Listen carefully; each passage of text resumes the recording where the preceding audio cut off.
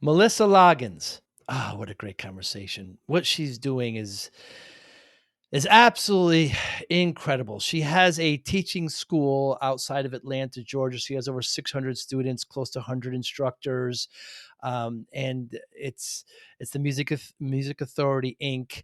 And it's absolutely incredible what she does with these students. About 10% are adults, but most are in high school, and she just moves them. And there's a whole graduation level, and all instruments are being taught. The students come in.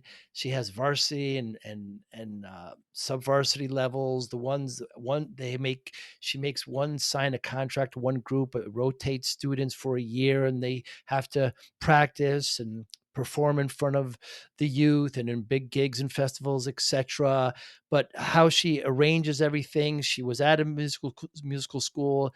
It was kind of holding her down. She wanted to expand. She went to another firm, and the owners eventually sold it to her and her husband. But you know, I open up with how important are the arts, specifically music, to the youth. K through 12, as we see budgets declining and these programs unfortunately being taken away. And of course, she's going to, say it's absolutely important. In my particular case, I play guitar a little bit and just a hobbyist, but I love music I think at a high level. I'm always thinking about it. I always have a song in my head. She's also an author. She's written 5 kind of fantasy books, as well. She wrote them in college, and then she paused and she published them. She is healthy now. She was sick for about a year last year, but she's much healthier now. But just an inspiring conversation with Melissa. Thanks for listening. Hi, I'm Joey Pinz. People ask me, how did I lose 130 pounds? The quick answer is always discipline. I started my business, wasn't paying attention to my health, was eating too much, drinking too much sweets. My daughter was born. Next thing I know, I'm pre-diabetic. I have hypertension. I knew something had to change. Discipline. I, like many of you, have faced many challenges in your career, in your family, in your life, in your faith. How did you attack them? How did you approach them? How did you solve them, hopefully? It all had to have some degree of discipline. I'm also asked, how did you found and start a tech business that lasted over 25 years? Discipline. I was committed to it, enjoyed technology, didn't enjoy some aspects of it, but knew it was necessary. Discipline. Our podcast mission: how do we use discipline to better ourselves and society? Join me, please, as I talk to interesting people and discuss how they use discipline in their family, in their passion, in their careers, and how it helped them. Our podcast vision: growth through learning from others. Joey Pinz Discipline Conversations. It'll be light and serious.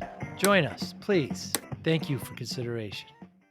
Get all that stuff out of the way. Melissa Loggins, so happy to you made time for me today. I'm very excited to talk to you. How important are the arts, specifically music, in education in K through 12?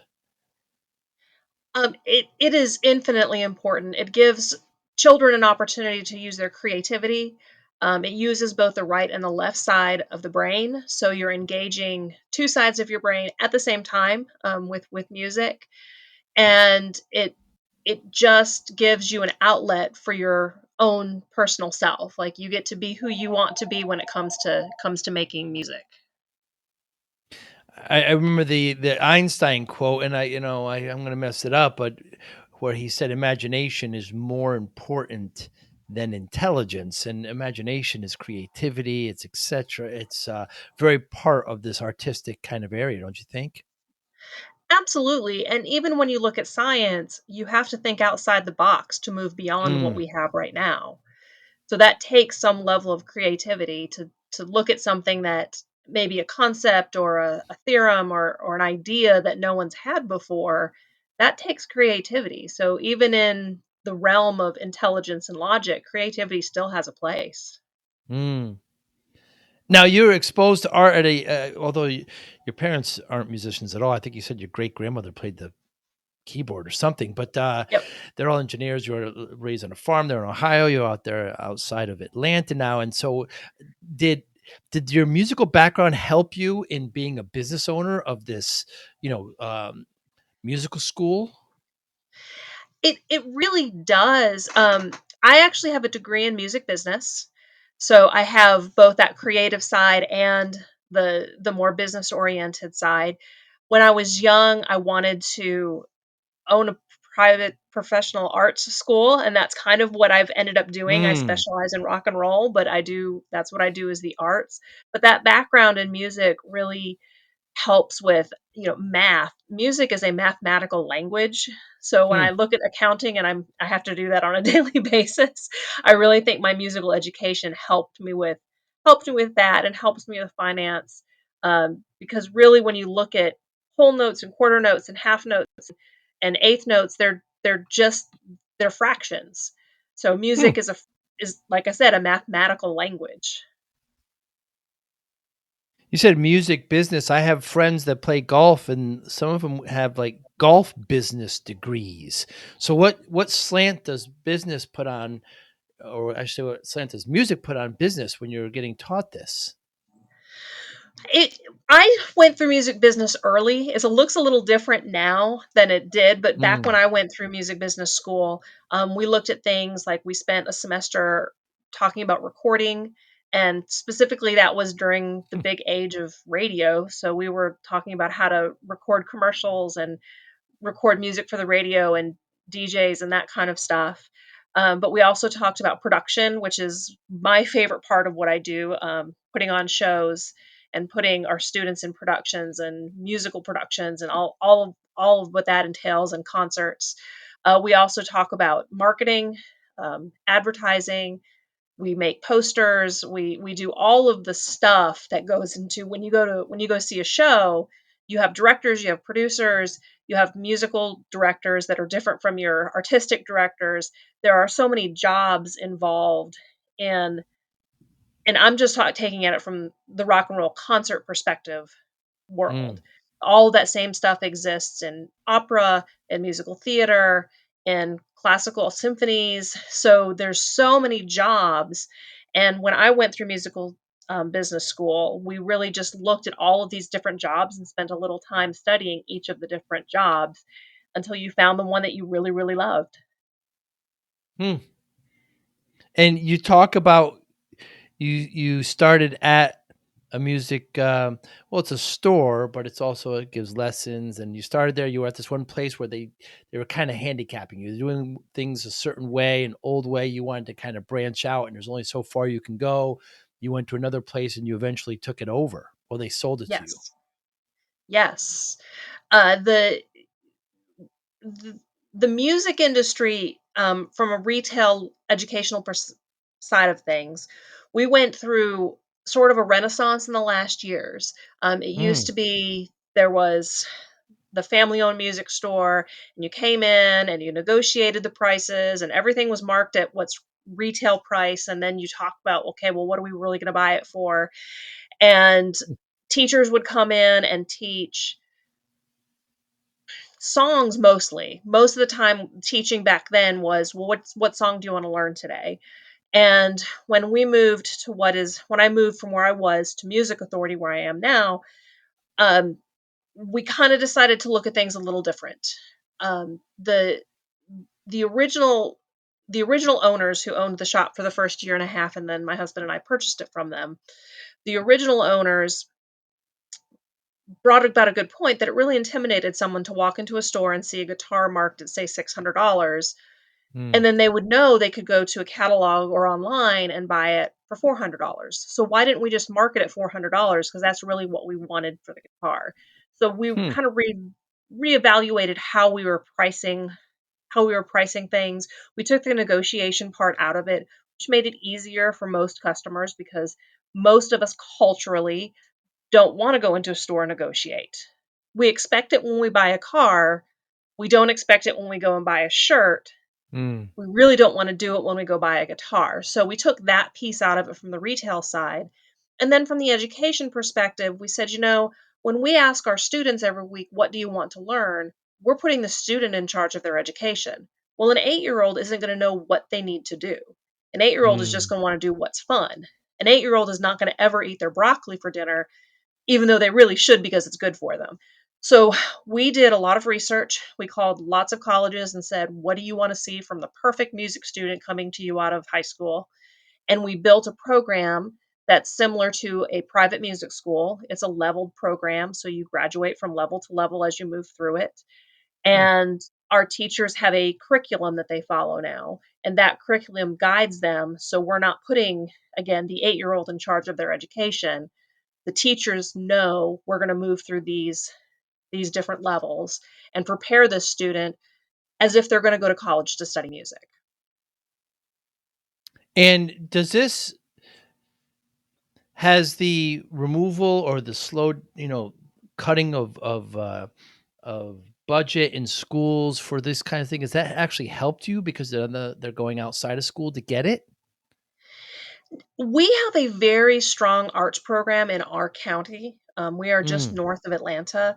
And so we're not losing orchestras and we're not losing concert bands and we're not losing marching bands. mm, If anything, we are competitive with them to some degree. I love them. I mm. appreciate them. I have a lot of respect for what they do, but there are like a limited number of drum students, and so we kind of who can give them more of what they're looking for. If you're a drumline marching band kid, you're probably not going to be in one of my rock bands. We Mm. teach to both, like we will teach you both ways on private lessons, but our big ensemble programs are definitely a little competitive because you can't it's they're both time consuming, so you can't necessarily do both. Has As far as technology, I know we had some technology issues, but we overcame them in this conversation. But the Guitar Hero and those video games that they were when they were popular for a while, did that help or hurt the industry? It helped drive people into the stores, Mm, but with the educational perspective, it hurt because mm, Guitar Hero made it super easy to do what you were doing, and it wasn't right. realistic to real life. So kids would come in and think, "Oh, it's really super easy to play, I don't know, Back in Black because I just played it on Guitar Hero," not realizing that it takes a whole lot more work to actually do it on a real guitar with a real amplifier in front of real people. Very interesting. And how about AI? Has that affected your industry? Not yet. Well, we're waiting for it. Not yet. One of the I'm also a writer, and so from the writing perspective and the songwriting perspective, there is some concern that AI will Oh become yeah. more of a problem when it comes to writing music because you can program a computer to spit out lyrics also, but that hasn't really been an issue just yet. Well, we've seen instances where some AI song engine created a Drake song, right? Got all Oh his yeah. music and actually created a new one, and people liked it. And we can hear these odd mixes of the Beatles sing "Ring Around the Rosie" or something, or somebody else, George Michael singing a Nirvana song or something, because it can kind of marry those things together. But as far as actually teaching and students, I wonder where AI is going to fit there, if at all. That's a very good question. I don't know the answer to that. I Mm, do know from experience that things like YouTube don't really hurt us because you can't really ask questions. mm. Now, how that will work with AI, I'm not sure. Student comes in, wants to play an instrument, doesn't know what instrument, has feels they have musical ability. How do you walk them through that? Let's say they're 10 years old. So I have a 10-year-old that comes in and they're like, this child is musically talented. We want to put them on in lessons. And I say, what kind of lessons are you interested in? If the child says, "Oh, I want to play guitar," and mom says, "Well, no, he needs to play piano first because everybody plays piano first," I'm going to tell the parent, put him on guitar because they're going to excel at what they really want to do. And Mm, saying you have to play piano before you play guitar is like saying you have to golf before you play baseball. They both are mm, activities that involve a ball. that have nothing else in common other than they both have a ball. And they don't even have the same ball, Mm. they have a different ball. If you have a student that comes in who has no idea what they want to do, we're going to put them with one of my staff members and we're going to say, "All right, here's a guitar. Why don't you hold on to this? How does that feel? Here's a piano. Press down some keys. How does that feel?" And we take them through different instruments and let them try different things out and something will make those eyes light up. And when you see Hmm. those eyes start to sparkle, that's the one you want to put them on. Now, what if they kind of like one instrument, but they're actually better at another? Do you try to persuade them? Do you, because my friend plays the drums and I kind of like guitar, but I probably, does that ever happen? Kind of the indecisiveness, and they want to kind of be with friends. I I don't I will generally myself, and each teacher is going to be different, but myself, I'm going to encourage the student to do what they're better at. Hmm. And realistically, when you work in the world we're in, which is where our goal is to put these kids in bands together. It And is. that is our goal. And because Hmm. if you playing music by yourself is great, but playing guitar by yourself forever is like going to baseball practice every day and never actually playing a game. Hmm. That game is when you get to make music with other people. So our goal is to get all 600 students we have into groups with other kids. Hmm. So the way I see it is if you really excel at say bass guitar, but your friends all play electric guitar, that's great because you can be in a band with your friends as a bass guitar Hmm. player and them as electric guitar players. Hmm. That's how I see it. So that's how I Hmm. encourage the students. They also tend to stick with it longer when it's something that they excel at. Now, if they put their foot down and say, "No, I absolutely want to play drums or whatever that instrument is," and they refuse to play the other one, we'll go with it. But if they ask my opinion, stick with the one you're better at. Hmm. That natural And how instinct is important. Right. And how do adults play into this? Adults are about 10% of our student base. So there's a Uh, lot more of them than you'd think. And a lot of them are they're older, so they're established in their careers, or some of them have retired already.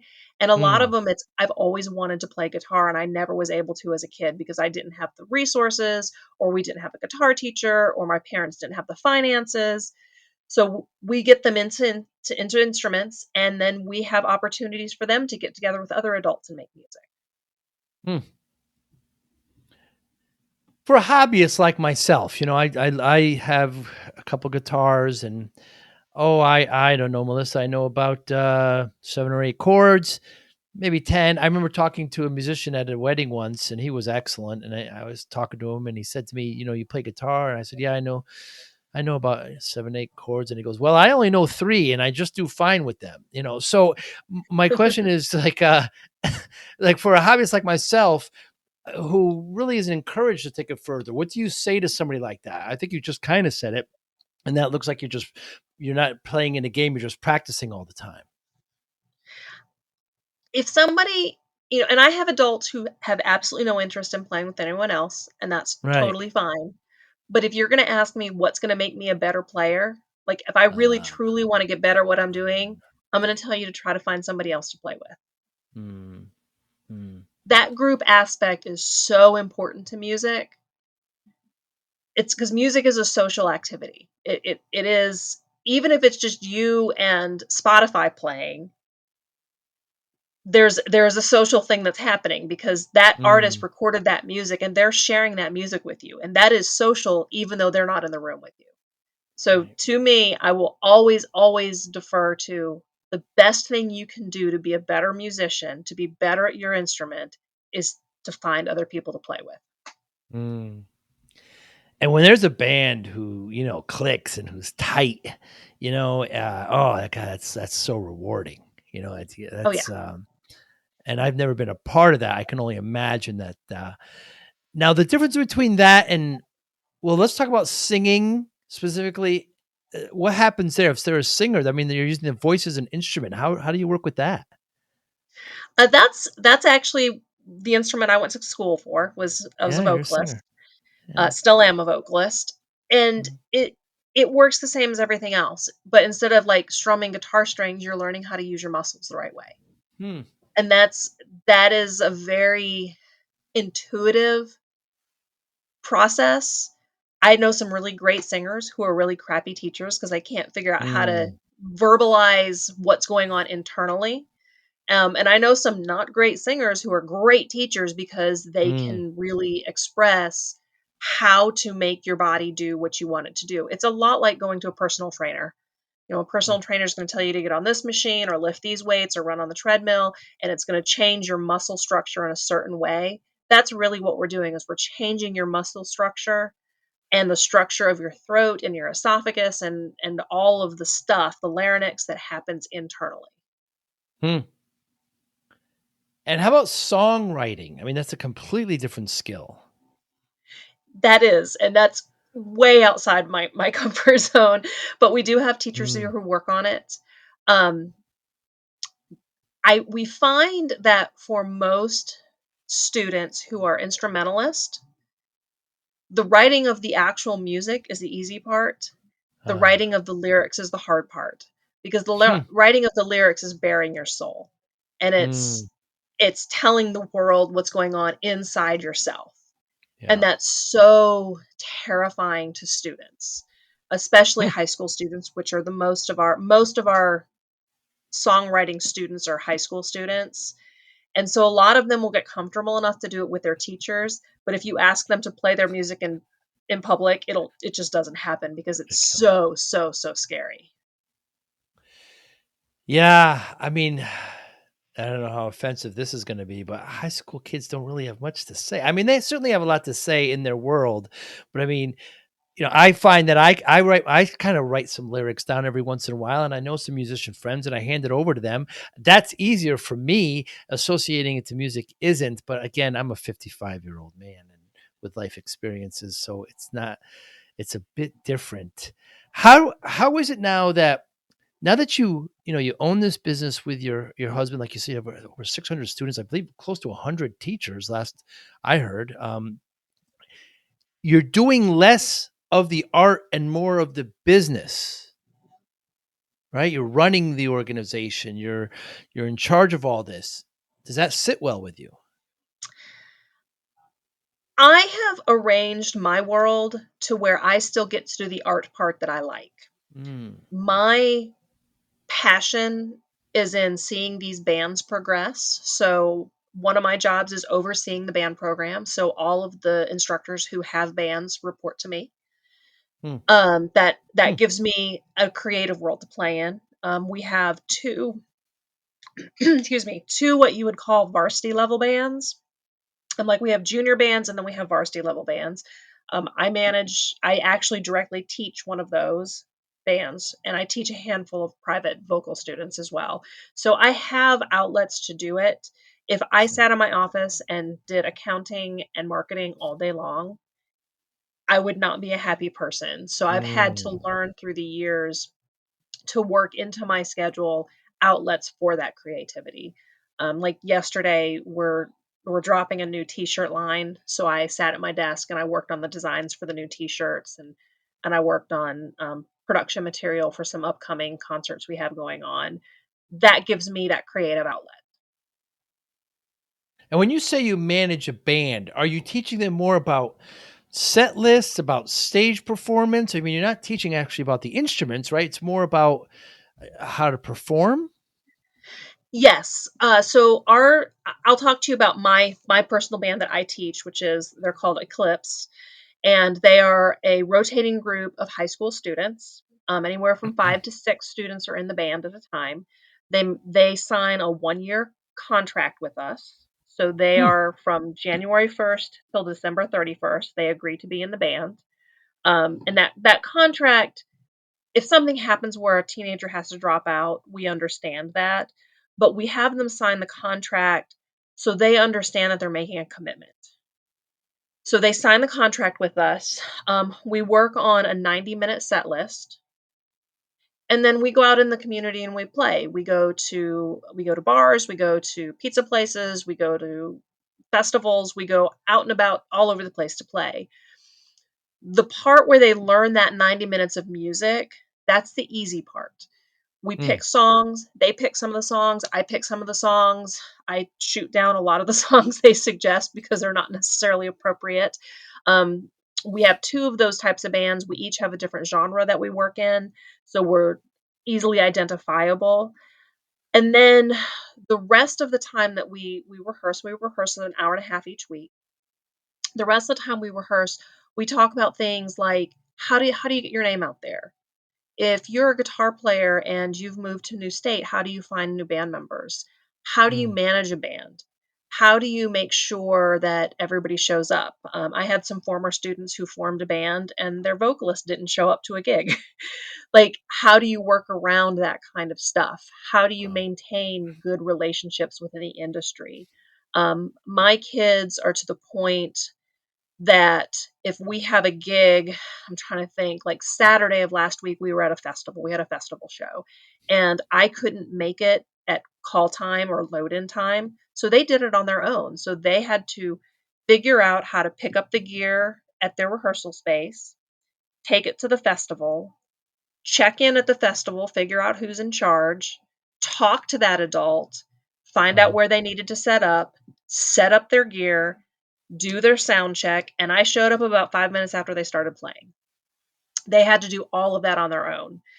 We talk about dress code, we talk about Mm, marketing. They have their own Instagram account that they are to some degree responsible for. Those are all the things that we teach them with the hope that one day they will go out into the community and make their own bands and make music better from their perspective. We're not interested in recording original work. We're not interested in making them wildly famous as teenagers.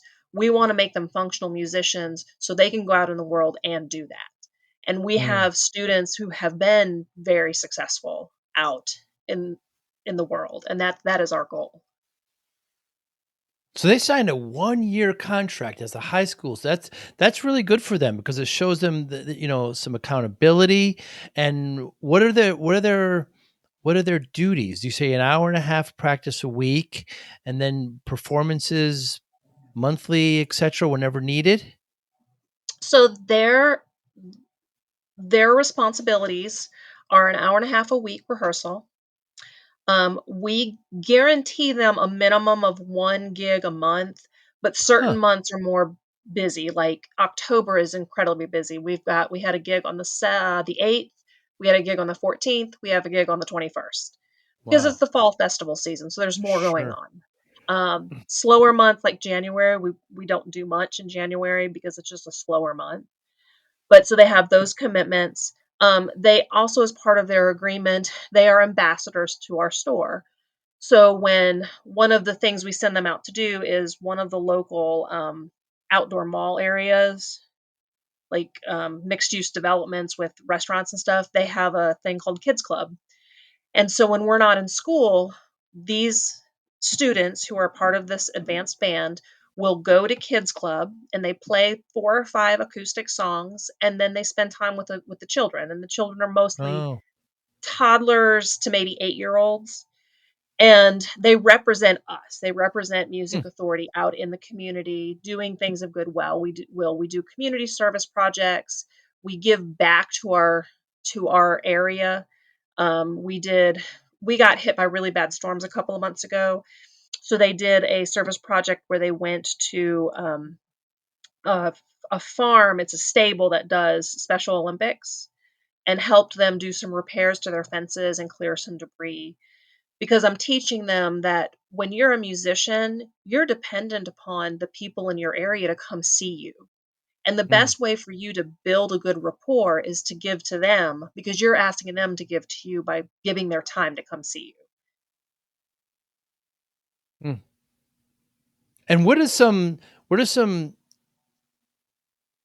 you want the students what is the best what do you want the students to do when you take them when they're in this kind of agreement?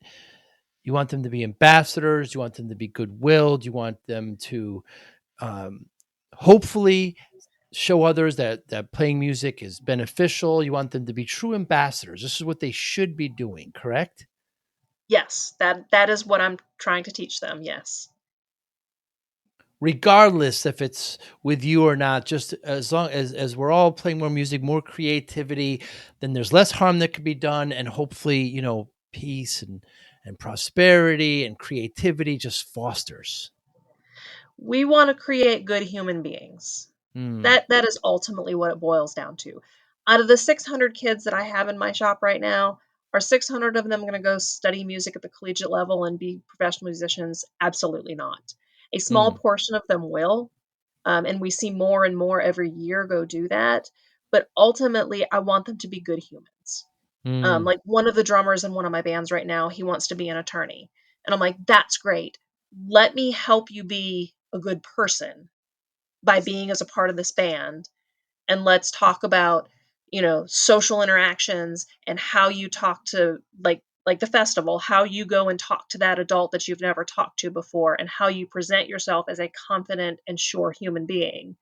And then hopefully mm. that will help you when you get out into the real world being an attorney if that's what you end up doing." Fascinating to me how it could only benefit, and we just need more of it. But what's fascinating to me about you, Melissa, is that Anne Schlee, you're also a writer, Yes. um, vampire books. Tell me about how you got into that. I was an avid reader when I was a child. Avid. I lived grew up in a very small town, and I think I read almost every book they had in the library. Because I Mm, would do entire shelves over the summer. And I mean like top to bottom, not like a single shelf. I mean like the entire full shelf I would finish wow. and I would just read the next book on the shelf and keep going because I love to read. And so when I was as young as elementary school, I started making up stories. Hmm. I would I would entertain my friends by coming up with these stories, and then I started writing them down.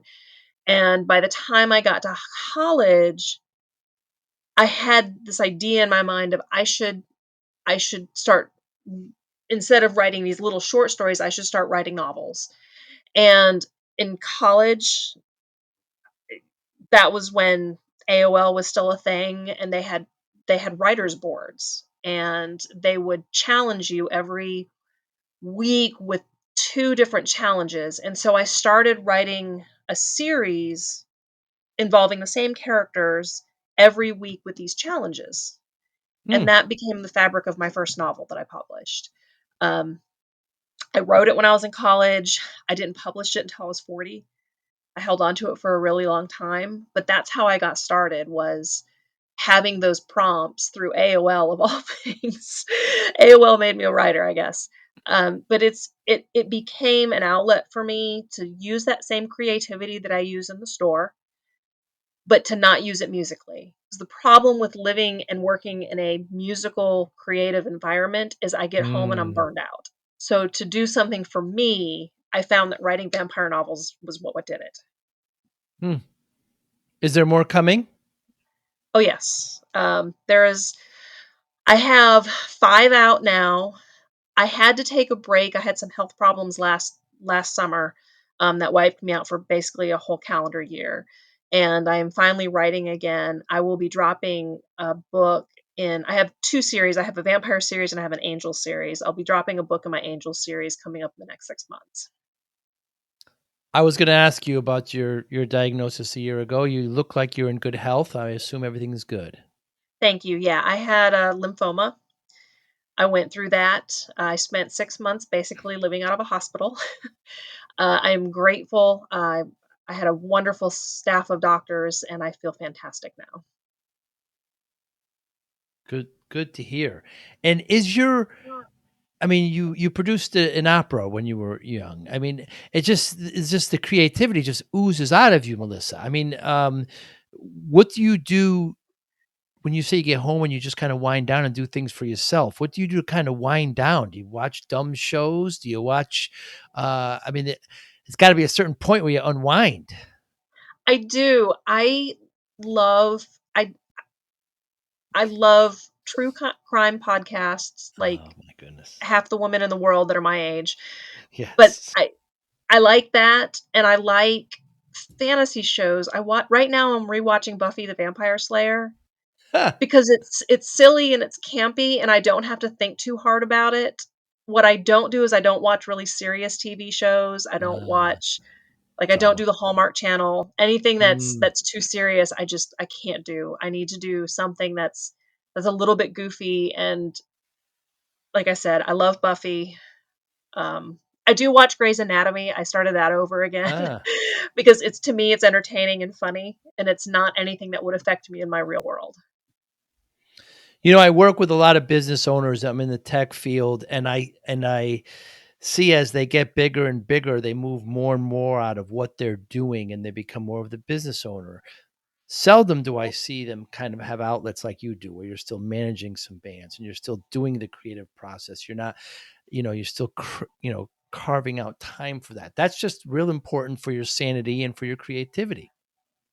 It's important too because it reminds me why I'm here. If I Mm, didn't have my kids, if I didn't see my students once a week, I would really fast forget why I sit at this desk.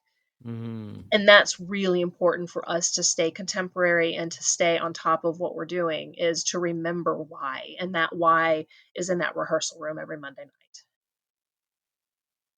mm. And going back to gigs and everything with the students, um, what do you teach them about hecklers and drunk adults and just kind of these kind of negativity? That's a really good question. I have a very good team of adults that help prevent some of that from happening. Ah, Um, we run defense. The huh, parents that come with me kind of know when you've got that guy that hmm, we make sure that there's a barrier between them and our kids. We are also very particular about where we perform. We want to make sure that it is safe places for them. But mm, when it happens, the kids have to learn that that's part of being a musician. You're going right. to have somebody who doesn't like what you do. You're going to have somebody who says something rude. So far for me, anytime that's happened, something good has come about it. Ah, I remember one show we did, we were doing it was a Christmas Toys for Tots show, and we opened and we did I don't even remember what song we did. It was some top 40 hit song. And so we played this song, it was a 90s song. And a band after us came up on stage and literally said, "Yeah, well those kids played this song, but we're going to do it better." Like, not ha. only did they play the same song we played, they called us out and said, "We're gonna do it better than you." And I was backstage and I was, like, flabbergasted, and the kids are like, "Oh my god," and I said, "Look, that guy was being a jerk, and we won't play another gig with him because Mm, that was not cool, like, you don't do that." And the main mm, headliner for that gig actually came up to us and he said, "And not only he's not gonna play a gig with you, he's not gonna ever play a gig with me either." 'Cause wow. that wasn't nice. And so, we've been blessed to be around Hmm. good adults for the most part. Can't help but think of the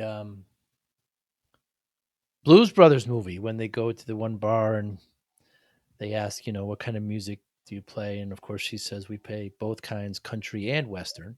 I And yes. there's all that chicken wire, and they're just throwing bottles at them. And I Yep. mean, obviously, that's an extreme, but it's good to have, yeah, to kind of have some parents there to kind of buffer that out. And your YouTube's great because I see your bands, I see them play, I see them perform. What do you it seems to me when I see the youth play, I was just at a festival and there was just young teenagers playing. They're just so talented. Ha- has the talent? It seems like there's more talent now than there's ever when I was a kid. I don't know. It seems like there's more. I don't- the, it just seems like I don't know if they take it more seriously, if the technology has helped. I'm not quite sure, but it's just there just seems they seem so talented. I don't know if there's more talent, but I think there are more outlets and there are more supportive outlets. Ah. I know even when I was young, I had friends who were guitar players, and there was no place for them to go to hone Mm, that talent, and everyone looked down on it as, "Oh, you're a guitar player, you're never gonna make a living doing that." And now mm, you have mm. people like me and my husband and my staff who will stand here in front of this ninth grader who's an absolute phenom and say, "Luke, you can do this if you want to. And here's the path to get you to doing this professionally." And Mm. we can help him make that dream come true because we've walked the path before him. Hmm. Do the kids develop any crazy kind of superstitions? I know like Stone Temple Pilots, he'd have a throw rug there and nobody was allowed to step on it until the concert was over. So everybody was setting up the stage, had to walk around it, you know. So there's all these kinds of things, dude. I wonder if they developed that at a young age. I haven't seen that very much here. What I do see is logical. Vocalists won't eat before a show because it messes their Ah, throat up. Like, I understand sure. that.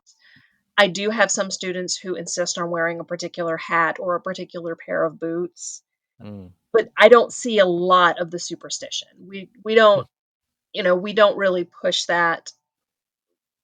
We don't do any like we don't have any rituals we do before we perform. We try to keep Mm. it as low key as possible. Yeah, you mentioned dress code as well. Certainly, the youth have a different code than I did. Doesn't mean it's worse or better, just different. I heard you mention at one point people showing up with pajama bottoms or something, and one of your pet peeves. What do Oh you yeah. say to that? What if an artist insists on wearing something that you just don't feel is appropriate? Then they don't perform for us. That's easy as It's that, it's right? very simple. We have a strict dress code. Most of the time, it's going to be jeans, with the exception of we do a couple of dress up shows, but for the most part, it's jeans, whatever shoes you feel comfortable. We don't allow Crocs. We don't Hmm. allow flip flops. They have to be secure shoes. Hmm. The easiest way to say it. And black shirts or shirts that represent your band. Each band has a color scheme that's assigned to them, Really? so they have to work within that color scheme and make sure they look like a band. We don't let them do logos, we don't let them do other band t-shirts, we don't let them do advertising on their t-shirts, nothing like that, because we tell them you're representing yourself. Hmm. Metallica doesn't need to be represented. You don't need to wear their t-shirt and advertise for them on the stage. You need to advertise for your band. And then a couple of times a year, we do dress up shows where, like, we do a New Year's Eve show that's a formal show. So they dress as if they're playing a formal New Year's Eve show. So the boys wear dress pants and button up shirts, and the girls will wear sometimes dresses, sometimes sparkly shirts and pants. But we're trying to teach them how to dress appropriately for that particular type of gig. Hmm. Now you're right outside of Atlanta in Cumming, Georgia. Is Mhm. there a particular music genre that's more popular than others? What's the most dominant there? Classic rock, hands down. Classic rock. Kids love it. So classic for kids, does that mean 80s, 70s, 60s? Um, you'll our bands, we do like 1980s and lower is one band, Mm. and 1980s and upper is the other band. So 80s is a Ah. crossover for us. So you can Ah. see 80s songs in either band. But like my band, I do 80s through 90s and 2000s. So we do Maroon Grunge. 5, we Mm. do I just like lost everything. We do everything I was Blink gonna say just completely Blink. went out my brain. But Yeah, we Blink. do current stuff Yeah, I see. And or then current to me. before oh, current to you, yeah. But And the 80s kids is the are crossover. yeah, the kids are really into like they do AC/DC, they do um Poison is really big, Guns N' Roses is really big, um Rush. That seems to be the more dominant kind of music. How about rap and hip hop? Not so much. We do have some students that are into that, but it's not as predominant with us. Fascinating. Fascinating where the kids are, especially high school kids. Um, yeah, because when I was at that festival and these were there's a in the Northeast, there's a similar um, learning institution as yours, and they did, Ozzy Osbourne, they did Guns N' Roses. They were just doing. These are young kids. When I say young, high Sure. school kids. Um, it's wonderful. It's absolutely wonderful because I like the music now. I like the music then, and whatever they like, they should sing. It's oh god, I love the idea that there's institutions like yours that are just helping and promoting. So Melissa, in the '90s, I'm a little bit older than you. I started my business, and I wasn't paying attention to myself, and I was working too much and eating too much and drinking soda, and I got myself up to 340 pounds. Doctor said to me, if you don't lose weight, my daughter was just born, you're not going to graduate. So I spent not going to see her graduate. Spent the next year and a half losing about 130 pounds. And people ask me, how I did it, like there's some secret. And my one word answer is always just discipline. Now that's how I lost it. I wonder, given your extraordinary background and what you do, how does discipline play a role in your life? It is I have a schedule. I have a schedule, I stick to my schedule. I get up, by 6 o'clock in the morning, I write Mm, for a couple of hours, I exercise, and then I come to work, and when I come to work, I get here and I work on, like I said, T-shirts, concerts, mm, bookkeeping if I have to, if it's a Thursday. I set a schedule. I do bookkeeping on Thursdays at the store. So if somebody calls me on Monday and says, "Hey, you've got such and such a bill due. Have you sent me a check yet?" I tell them, "I will tell you on Thursday." I mm, said, "I if Thursday is my bookkeeping day," and so all of my vendors know that at this point in time. So most of them email me on Wednesday if they have a question. Um, but I set a very detailed schedule to make sure that I'm sticking to doing the things that I need to do to stay healthy and to mm. keep the shop running.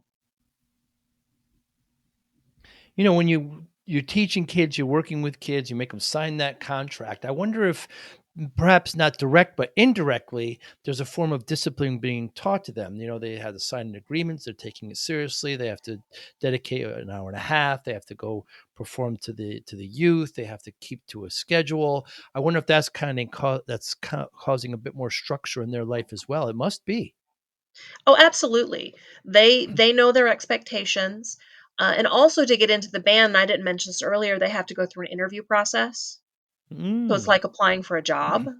They have applications that they have to fill out, and that all takes a certain level of commitment and discipline. Like you said, mm, they have expectations of them, and they're teenagers. I get it. So if I send them, like they had, I gave my band a challenge yesterday that I gave them an artist that's an independent artist, and I said, "I want you to go listen to them on Spotify and pick one of their songs that you wanna cover, and we're gonna film it, and we're gonna post it, and we're gonna tag them, and we're mm. gonna see if they tag us back," because that happens sometimes. But Ah. they're an independent artist that these kids don't really listen to, so their assignment for the week is to listen to that playlist and pick a song and figure out which one they Hmm. wanna cover. If they don't do it by next week, okay, I understand you're teenagers, things happen, school happens. If they don't do it by the week after, then there's consequences. And the Mm. consequences might be we have to spend the entire rehearsal time doing that, or it might mean you don't get to play in the next gig, but they have expectations that they do have to fulfill. Hmm. Now, here's one particular area where technology has significantly helped. I mean, you just gave them an assignment to listen to some artists. So when I was a kid, you were a kid, I'd have to go to the record store, see what Mhm. DVDs were available in that artist, buy them, get back in the car, but play one. If I wanted to go to the other disc, I had to load that, play that. Now, within seconds, you could just hear the artist and look at the top five most popular, songs that's played on Spotify or Apple, whatever your platform is. I mean, that is an incredible asset. Oh, yes. Yes. It opens up so many doors Mm, that they've never experienced. It opens up doors for me. I've got a boy in my band right now who's really into some of the country music that's out right now, which is not something that I really was listening to 6 months mm, ago, mm, and I'm able to take and plug in the name of the artist that he's really excited about, and I can get a whole playlist of artists like him and artists like him, Yeah. and so I'm a better teacher because of it, because by the next time I Mm. see him, I'm like, "Oh, yeah, I listened to that song, but I listened to this song and this song and this song too, and they were all really cool. How do you wanna work on that?" It happens all the time, Melissa. I just saw it live this weekend. There was a new artist I never heard of before. I saw them perform. I said, "This is she's great." And I went and got so I started liking some of the song, I put it in my playlist.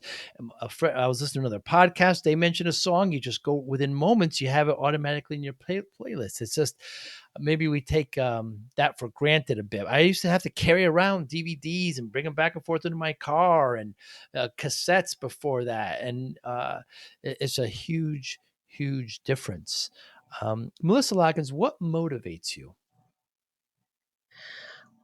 My motivation, it's a phrase I read once in a book.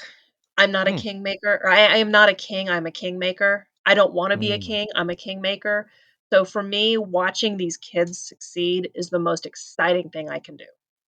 mm. And it That doesn't have to motivates be you. huge success, even the little Mm, things. Like, I had a girl, who was in one of our bands, and she played bass with an upper level band as a fill-in, and to see her succeed at that was so fulfilling to me. what are the do nots when you're on stage? What are some classic errors, consistent errors that some of the students make while on stage? N Number 1 is understanding what you're talking about. Huh. I've had kids make jokes about songs that are not about what they think they're about, and the adults get them, and they all laugh, and I'm like, "Oh, that was so inappropriate." So that's number 1 is when you're going to talk on stage, have a plan, have a script in your head, and stick to Mm, it, don't mm, improvise. mm, Um, mm. Another big no is showboating. Ah. You have the extremes. You have the kids who are so nervous they're afraid to do anything, and they'll stand there and stare at their feet, and then you'll have the kids that showboat to the point that it's distracting from the other performers. So Mm. finding that middle ground is really important. Those are the 2 biggest ones I can think of. I have lots of Right. do's, I don't have lots of don'ts. And that's a fine line right there. So what do you say to that? You don't wanna remove their artistic creative. You say pull it back a little bit? What's the conversation like when somebody showboats too much? It's exactly that, is pull back just a little bit and think about what's appropriate to the type of music that you're playing.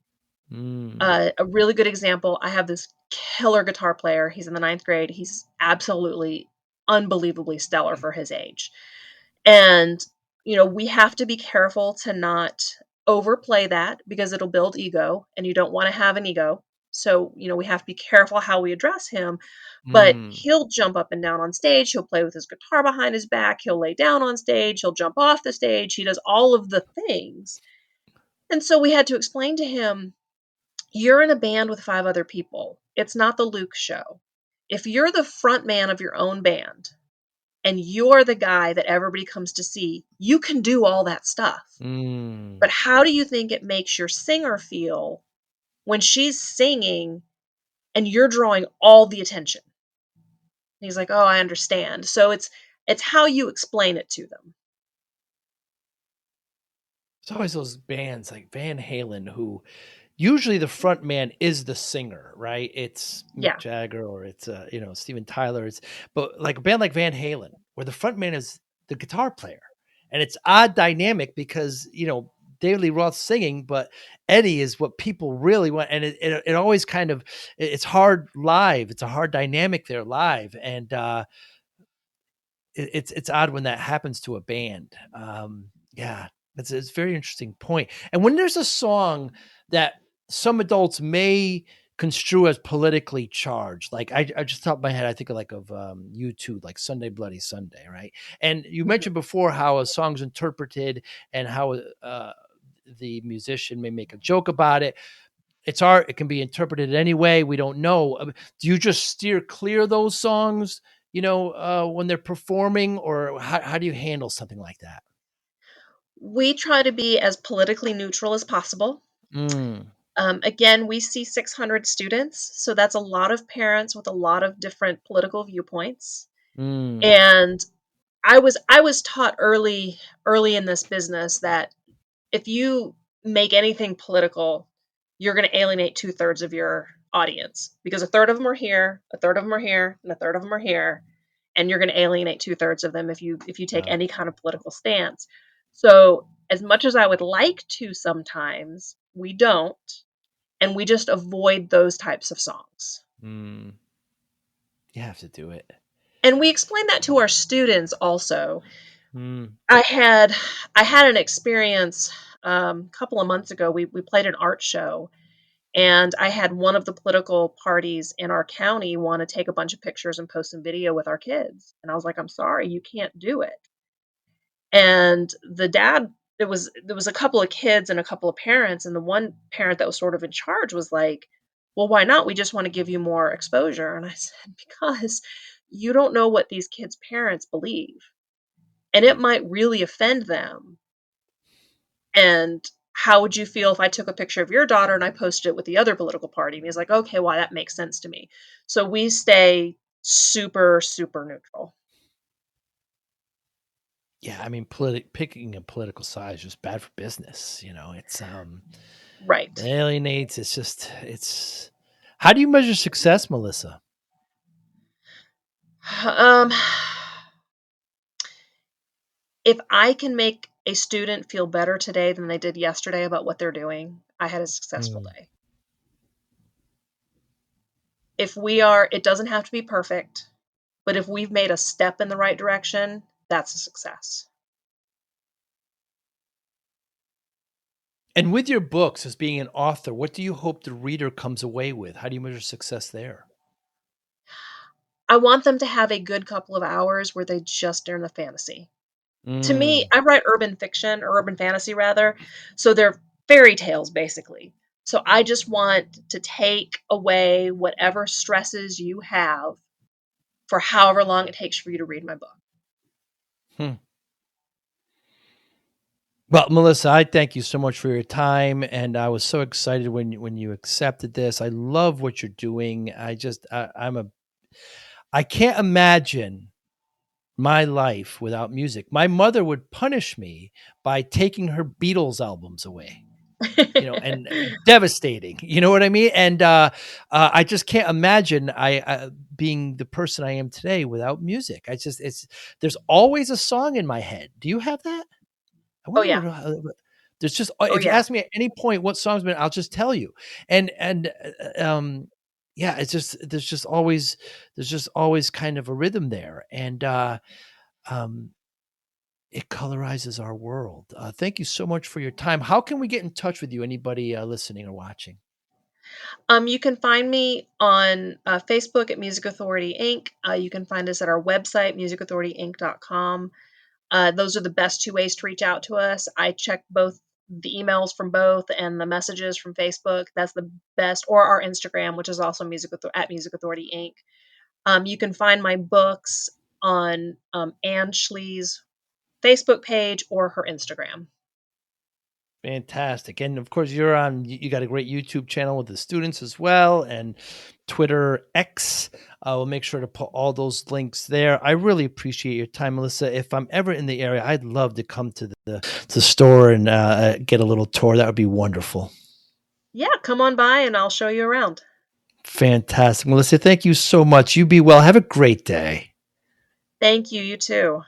Thank you for listening and or viewing Joey Pin's Discipline Conversations. Please share this episode with one or two of your friends who you think may benefit from the episode. Our website, www.joeypins.com. There you'll find lots of resources and you could join our mailing list. Please follow us on all our social media, Instagram, Twitter, and Facebook. Podcast information, the video version of our podcast is on YouTube. Please subscribe. Audio is on all major podcasting platforms. Please follow them. And if you like it, please consider giving 5-star rating. Would really appreciate that. Would you like to financially support the podcast? You can go to our Patreon site. Consider $5, $10, or $20 a month. There's all kind of plans that we have there. There's like a one-time payment. What is this podcast episode worth to you? $25, $50, $100, $500, $1,000, $5,000. You be the judge. You can go to our PayPal account to do that as well. Thank you again for listening or watching Joey Pinz Discipline Conversations.